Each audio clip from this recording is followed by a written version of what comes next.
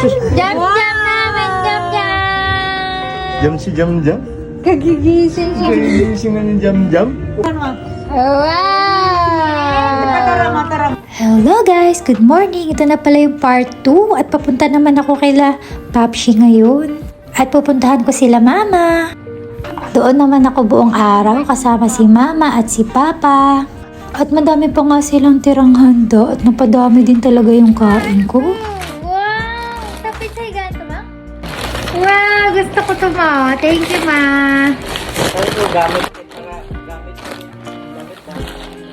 At sobrang tuwang-tuwa nga ako.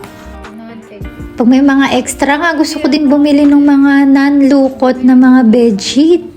Lagi ko kasi nakikita yun sa mga ibang vlogger.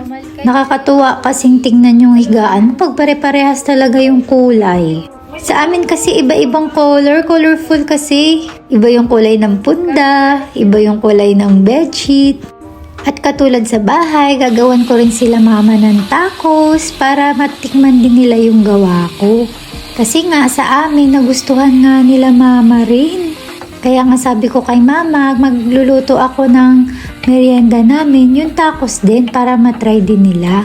Saktong-sakto din, sabi ni mama sa akin, hindi pa daw siya nakakatikim nito. Pero syempre, hindi ko naman masusure kung talagang ganito talaga yung mga recipe ng tacos. Yun kasi yung nakikita ko dati. Tsaka lagi kasi nagdadala yung boss ko dati. Ganito yung mga itsura na nakikita ko. At inumpisahan ko na ngang lutuin yung kamatis, yung pork, at hinuli ko yung cheese. Nakakatuwa nga magluto dito kila mama kasi kaya-kayang isabay ang pagluluto kahit 3 pa. Sa bahay kasi induction cooker lang yung gamit ko, isa lang. Pero plano pa rin namin ni Papshi na bumili ng butane burner. Kasi hindi lahat ng lutuan namin is pwede sa induction.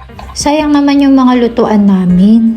At ito na nga, cheese na yung niluluto ko at tinitimplahan ko na siya. Yung induction cooker kasi is mapili siya ng mga lutuan. Pero may nabibili namang pwede siyang ipatong muna sa induction para lahat ng malulutuan mo is pwede. Pero kasi nabasa ko sa mga reviews, hindi ganun kabilis makaluto. Kung baga mahirna yung heat transfer kung bibilhin pa yung converter na yun tapos ipapatong mo pa yung lutuan. Okay lang naman siguro yun paminsan-minsan. Convenient lang talaga ang induction cooker kasi hindi ka nabibili ng gas palagi. At hindi naman siya ganun kalakas sa kuryente. Siguro kasi minsan lang din naman ako magluto at hanggang maghapon na. Minsan hanggang kinabukasan pa yung ulam ko. At hinihiwa ko na pala itong mga repolyo. At ito na yung sauce, cheese sauce at ayan na, kakain na kami. At nag-harvest si Papa ng pechay at patola at pinadala sa akin. At ito na nga, pauwi na ako. That's all for now guys. See you on my next vlog.